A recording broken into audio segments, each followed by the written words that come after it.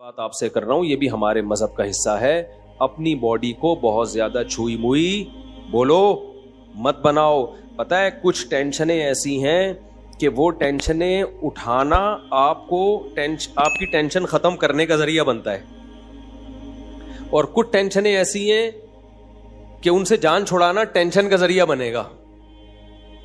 ایک چرسی وہ چرس نہیں پیتا, خوشی ہوتی ہے یہ ٹینشن ہوگی اس کو جب چرس نہیں ملے گی, ٹینشن. لیکن اگر وہ یہ ٹینشن اٹھا لے گا تو ہمیشہ کی ٹینشن جان چھوٹے گی کہ نہیں چھوٹے گی؟ کیا خیال ہے بھائی؟ جو سگریٹ پینے کی ٹینشن, سگریٹ پینے کا عادی ہے, وہ جب سگریٹ نہیں پیے گا تو خوشی ہوگی یا ٹینشن ہوگی؟ ٹینشن ہوگی. لیکن یہ ٹینشن چند دن اٹھا لے تو یہ بہت بڑی ٹینشنوں سے اس کو نجات دے دے, خرچہ بچ جائے گا اس کا. اور وہ جو اس کی سگریٹ نہ ملنے پر طبیعت خراب ہوتی تھی وہ طبیعت خراب ہونا بند. سگریٹ پینے کے بعد جو اس کو سکون ملتا تھا وہ سگریٹ پیے بغیر ہی ملنا شروع ہو جائے گا. کیا خیال ہے بھائی؟ تو جو سکون کے پیچھے بھاگتے ہیں نا ان کو سکون کے علاوہ سب کچھ ملتا ہے. میں نے اور آپ نے یہ دیکھنا ہے کہ اللہ رسول کا حکم کیا ہے, بس اس کو فوکس کرو گے تو سکون آپ کے پیچھے بھاگے گا. ابھی لوگ سکون مارکیٹوں میں جا کے خریدنے کی کوشش میں, یہ خریدنے والی چیز نہیں ہے, دل اللہ کے ہاتھ میں ہے. نبی صلی اللہ علیہ وسلم نے فرمایا کہ انسان کا قلب بین اصبعی الرحمن, رحمان کی دو انگلیوں کے بیچ میں ہے, دو انگلیوں کے بیچ میں, جس طرف کو چاہتا ہے پلٹا دیتا ہے. تو اس لیے ہم نے فوکس کرنا ہے اللہ اس کے رسول کے حکم کو. یہاں ایک اور بات میں آپ سے عرض کروں, ہم سکون تلاش کرتے ہیں کھانے پینے میں, تبھی آج کا مسلمان ہر وقت جگالی کرتا ہے. کیا خیال ہے؟ بولو نا کیا ہو گیا؟ ہر وقت کیا کرتا ہے؟ جیسے بکریاں نہیں ہر وقت کھاتی ہیں, جب نہیں کھاتی تو پھر ویسے ہی منہ چلتا رہتا ہے. ہماری بکری کو آگے دیکھ لینا کسی وقت, جب کھانا ہوگا تو کھا رہی ہوگی, اور جب نہیں ہوگا نا تو منہ چلا رہی ہوگی. اس کے علاوہ کوئی اور کام ہے؟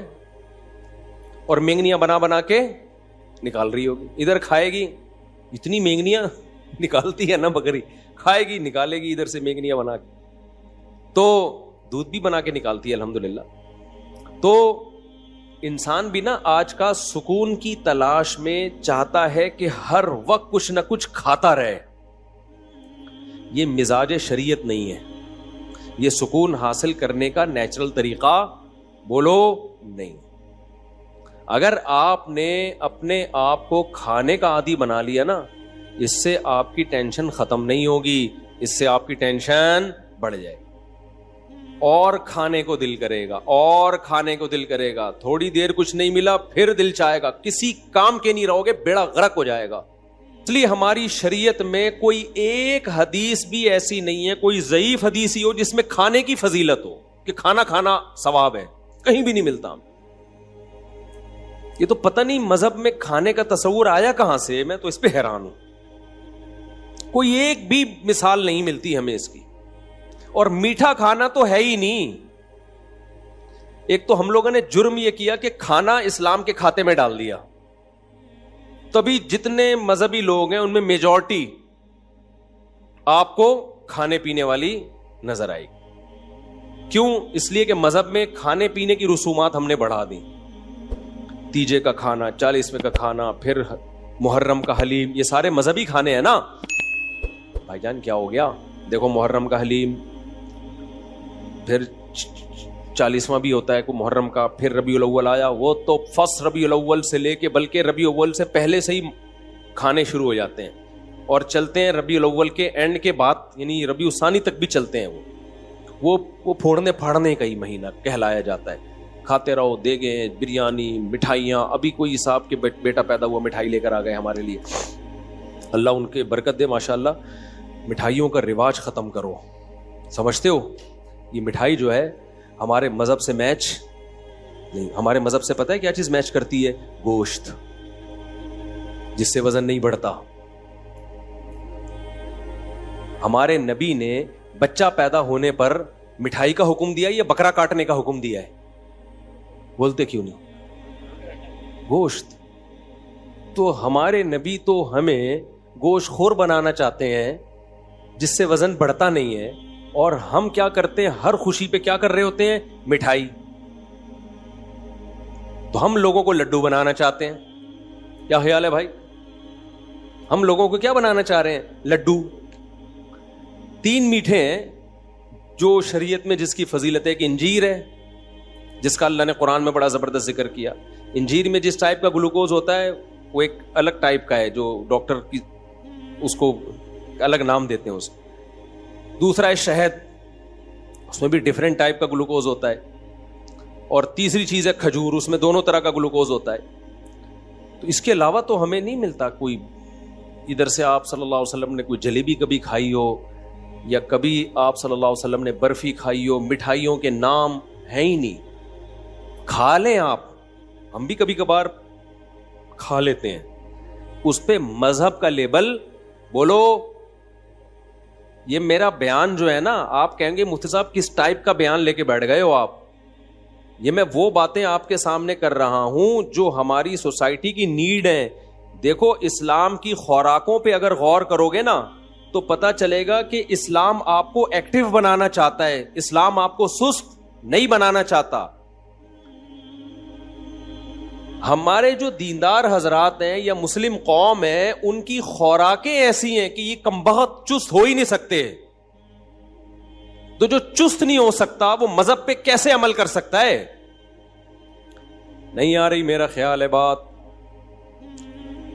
مذہب میں نا سستی منع ہے. نبی صلی اللہ علیہ وسلم نے فرمایا اللہم انی اعوذ بک من الجبن ومن الکسل, اے اللہ بزدلی سے بھی تیری پناہ مانگتا ہوں اور سستی سے بھی تیری پناہ مانگتا ہوں. اسلام ایک پورا پیکج ہے.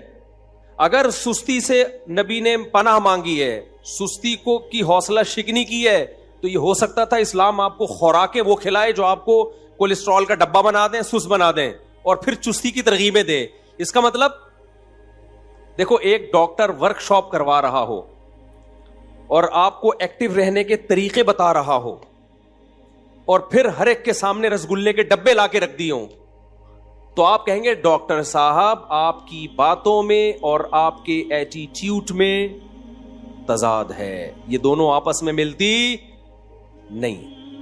اور آسان مثال, ایک ڈاکٹر آپ کو کینسر کے خلاف موٹیویٹ کر رہا ہو, سمجھا رہا ہو کینسر بہت خطرناک ہے, کینسر سے دور بھاگو, کینسر سگریٹ سے ہوتا ہے, کینسر موٹاپے سے ہوتا ہے, کینسر فلانی چیز سے ہوتا ہے, کینسر ڈمکانی چیز سے ہوتا ہے. اس کے بعد پھر سٹا لگا رہا ہے بیٹھ کے, اور آپ گئے ایک ڈبہ آپ کو بھی پکڑا ہے گولڈ لیف, یہ لیجیے کیٹو کنگ سائز فلٹر, ہمارے دور میں یہی ایڈ آتے تھے, اب پتہ نہیں کیا آ رہے ہیں, یہ کھائی. آپ بولو گے ڈاکٹر صاحب وہ کیا تقریر تھی وہ جو آپ گھنٹوں سے کر رہے تھے؟ تو ڈاکٹر کیا, اصل میں مجھے لیکچر کے پیسے ملتے ہیں تو لیکچر تو میں نے دینا ہے.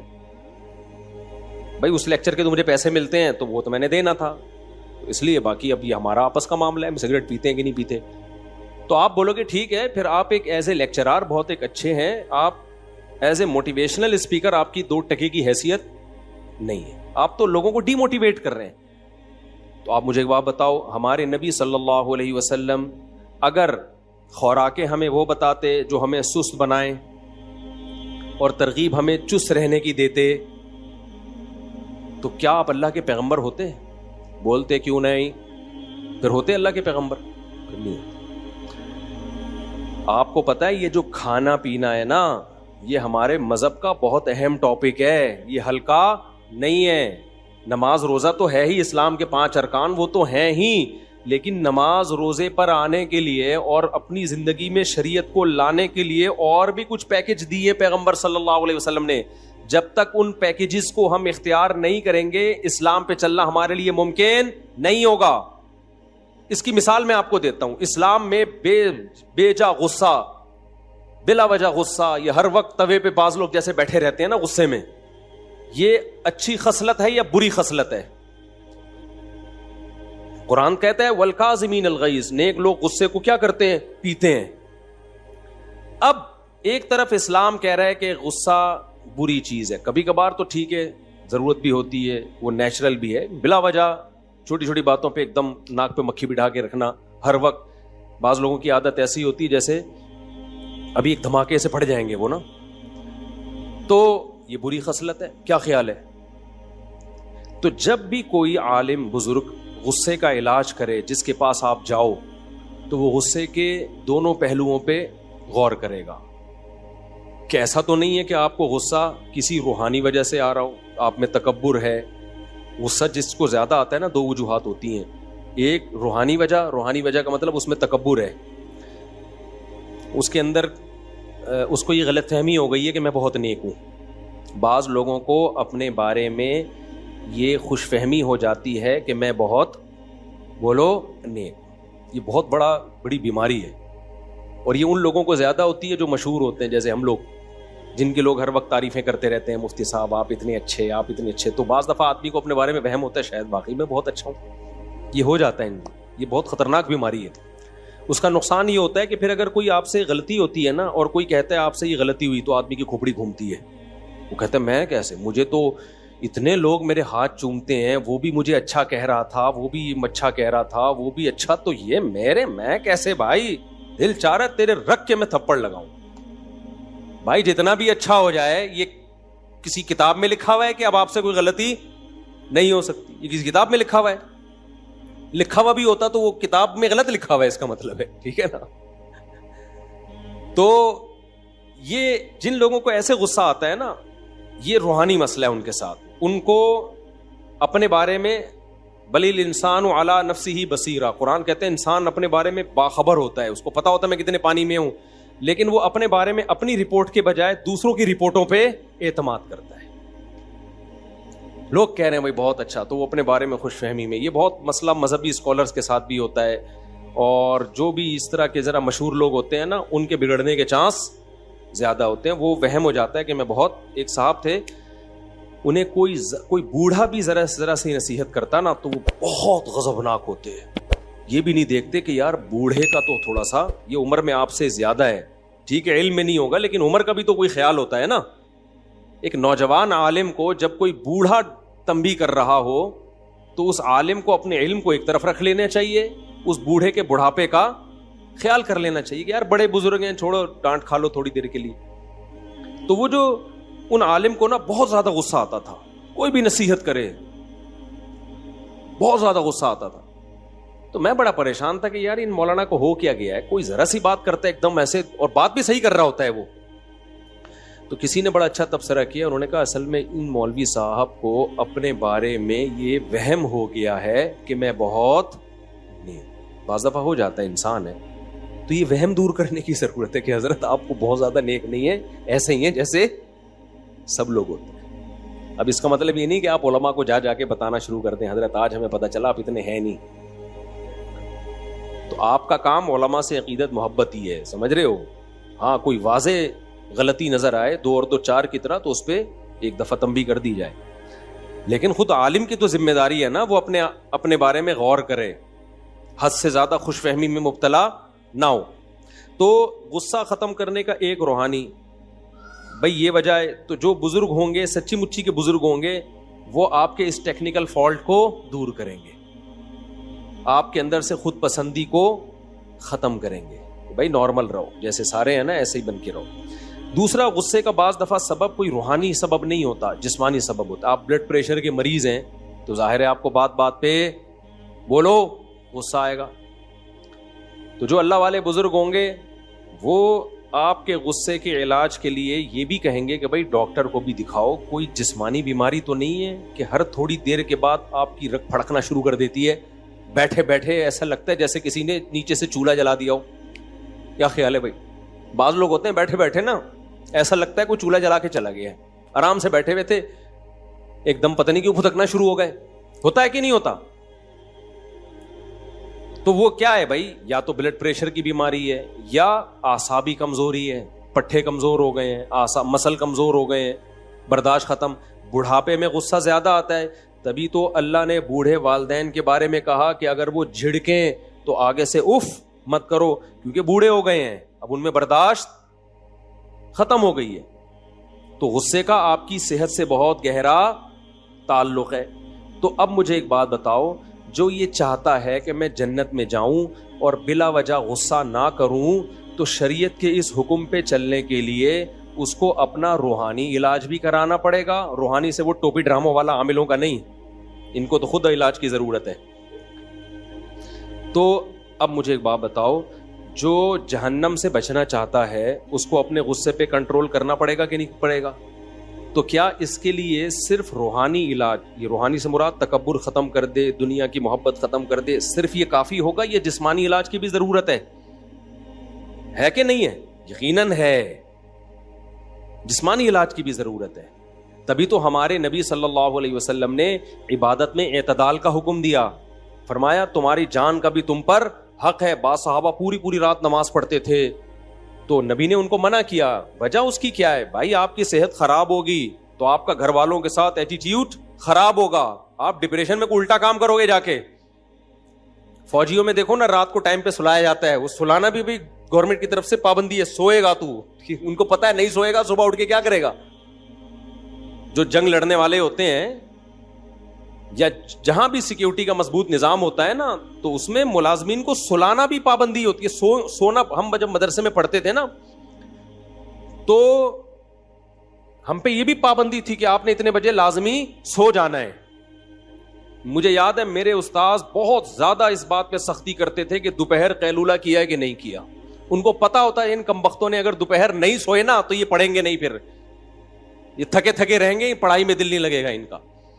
تو یہ خوب سمجھ لیں، مذہب پہ چلنے کے لیے، اللہ کو راضی کرنے کے لیے جیسے روحانی بیماریوں کا علاج کرنا ضروری ہے، ایسے ہی جسمانی بیماری کا علاج بھی ضروری ہے.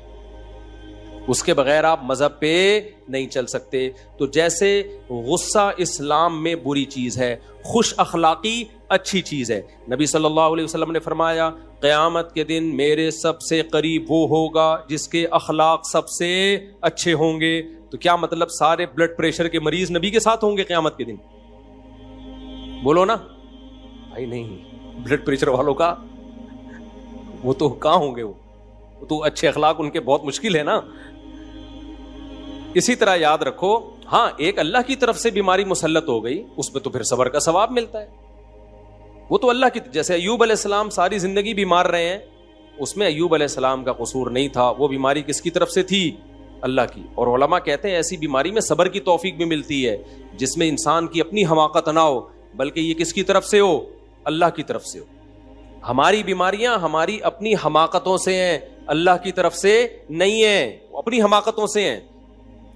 تو اب میں یہ اتنی لمبی تمہید کے بعد آپ سے عرض کر رہا ہوں کہ اسی طرح جیسے اسلام میں غصہ حرام ہے، بد اخلاقی حرام ہے، اسی طرح اسلام میں سستی بھی کیا ہے؟ بولو، حرام. سست آدمی نماز پڑھ سکتا ہے؟ نہیں. فجر میں دیکھ لو، فجر میں کسی بھی مسجد میں پکے نمازیوں کا ریشو دیکھو، عام لوگوں کی بات نہیں میں کر رہا، کتنے تھوڑے نمازی ہوتے ہیں. تو یہ کیا اس کی علامت ہے کہ اتنے جو تھوڑے نمازی ہیں یہ اس لیے ہیں کہ قوم چست بہت ہے، ایکٹیو بہت ہے. نمازیوں سے نہیں اٹھا جاتا، نمازیوں سے فجر میں نہیں اٹھا جاتا. کیوں؟ سست ہیں. اور بہت سارے کام ہمارے دیکھ لو، ایک کام نہیں ہے، صرف نماز پڑھ کیسے رہے ہوتے ہیں، ایسے پڑھ رہے ہوتے ہیں. ایک صاحب کو میں نے دیکھا نماز پڑھ رہے ہیں، ایک ٹانگ پہ پورا زور، پھر تھوڑی دیر میں یہ والی ٹانگ ہلکی، دوسری. ابے تجھ سے سیدھا کھڑا نہیں ہوا جا رہا ہے یار، اللہ کے سامنے تم کھڑے ہو، اتنی سستی. یہ سستی ہے نا بھائی. یہ سست آدمی کبھی سیدھا کھڑا ہو سکتا ہے؟ بولو، وہ ٹیڑھا میڑھا ہی ہوگا. ہمارے شیخ حضرت مفتی رشید احمد صاحب رحمہ اللہ جب بیان کرتے تھے نا تو ٹیک لگا کے نہیں کرتے تھے، حالانکہ ان کی عمر 75-76 سال میں بھی ایسے کمر سیدھی رکھ کے بیٹھتے تھے یوں، اور کوئی ٹیڑھی کمر کے ساتھ بیٹھا ہوتا تھا نا یوں کر کے اس کو ڈانٹ کے سیدھا کر دیتے تھے. حضرت کو ہم نے نہیں دیکھا کبھی سیڑھیوں سے اترتے ہوئے سہارا لیا ہو، سیڑھیوں پہ چڑھتے ہوئے بھی ایسے ٹھک کر کے جاتے تھے. آج کیا ہے، پہلی منزل پہ جانا ہے لفٹ کے ذریعے جا رہا ہے. بھائی 2 سیڑھیاں چڑھ لے، یہ بہت ضروری ہے تیرے لیے، تھوڑے سے گھٹنے ایکٹیو رہیں گے نا. ابھی ایک کارپینٹر کو میں نے اپنے گارڈ کے ساتھ انڈا موڑ بھیجا. یہ انڈا موڑ یہ جہاں سے انہیں قریب ہی ہے، میرا خیال ہے 1.25 کلومیٹر ہے. وہ کارپینٹر آدھے راستے میں بیٹھ گیا کہ تھوڑا ریسٹ کرنے دو، 1.25 کلومیٹر چلنے کے لیے. کتنا ہے؟ 100 میٹر نہیں، 100 میٹر سے تھوڑا زیادہ ہے. چلے اس پہ ہم بعد میں ڈسکس کریں گے. وہ بیٹھ گیا بیچ میں، جوان آدمی. تو یہ قوم کی